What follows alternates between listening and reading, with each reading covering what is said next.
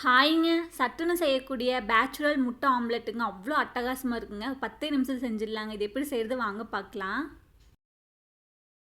அதுக்கப்புறம் 3 முட்டை எடுத்துருக்குறேங்க. நீங்கள் 2 முட்டை கூட ஆட் பண்ணிக்கலாங்க.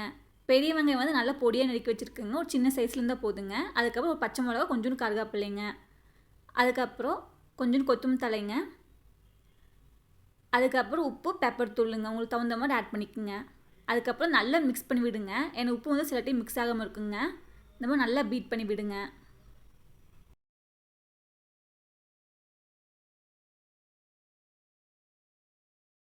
முட்டை இந்த அளவுக்கு நல்லா மிக்ஸ் பண்ணியாச்சுங்க. அதுக்கப்புறம் தனியாக எடுத்து வச்சுருங்க.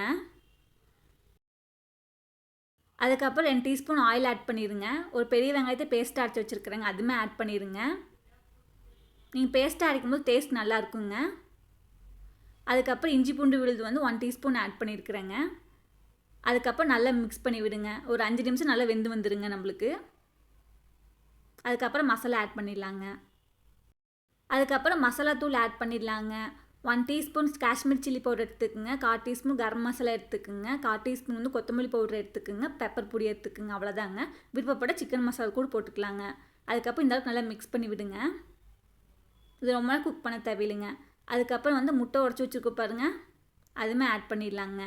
மசாலா வந்து இந்த அளவுக்கு நல்லா எண்ணெய் பிரிஞ்சு வந்துருக்குங்க. அதுக்கப்புறம் முட்டையை ஆட் பண்ணிடுங்க. இந்த அளவுக்கு ஆட் பண்ணதுக்கப்புறம் மூடி போட்டு மூடி வச்சுருங்க. ஒரு 5 நிமிஷம் குக் ஆகட்டுங்க. அதுக்கப்புறம் வந்து பார்க்கலாங்க.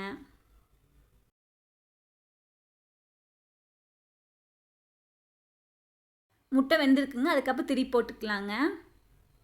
முட்டை பெருசாக இருக்கும்போது திருப்பி போட கொஞ்சம் சிரமமாக இருக்குங்க. உடையாமல் இருக்கணுங்க ஆம்லேட் நம்மளுக்கு. அப்போ தான் டேஸ்ட் நல்லாயிருக்குங்க. இதே மாதிரி இன்னொரு பேட்ச் பண்ணிட்டு வந்துடலாங்க. நீங்கள் சின்னதாக ஊற்றும் போது ரொம்ப ஈஸியாக இருக்குங்க நம்மளுக்கு திருப்பி போடுறதுக்கு. உடையாமல் வருங்க நம்மளுக்கு ஆம்லேட்டு. இந்த மாதிரி திருப்பி போட்டு ஒரு 5 நிமிஷம் வேக வச்சுருங்க. அவ்வளோதாங்க. அட்டகாசமான பேச்சுலர் ஆம்லேட் செம்மையை டேஸ்ட் பாருங்கள். சுட சுட சாதத்தோட இந்த ஆம்லேட் வச்சு சாப்பிடும்போது அவ்வளோ அட்டகாசமாக இருக்குங்க. சட்டுன்னு செஞ்சு முடிச்சிடலாங்க. கண்டிப்பாக சாதம் நல்லா சூடாக இருக்கணுங்க. அப்போ தான் டேஸ்ட் அவ்வளோ அட்டகாசமாக இருக்குங்க. இது கொஞ்சோண்டு பிச்சு சாப்பிட்டு சாதத்தில் மிக்ஸ் பண்ணி சாப்பிடும்போது அவ்வளோ அட்டகாசமாக இருந்துச்சுங்க.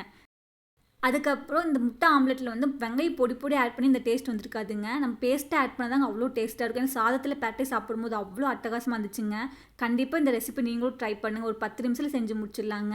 ஹோப் இந்த வீடியோ உங்களுக்கு யூஸ்ஃபுல்லாக இருந்துச்சுன்னா நம்ம சேனலை சப்ஸ்கிரைப் பண்ணுங்கள். சப்ஸ்கிரைப் பண்ண எல்லாருக்கும் ரொம்ப நன்றிங்க. நெக்ஸ்ட் வீடியோவில் பார்க்கலாங்க. பாய்ங்க.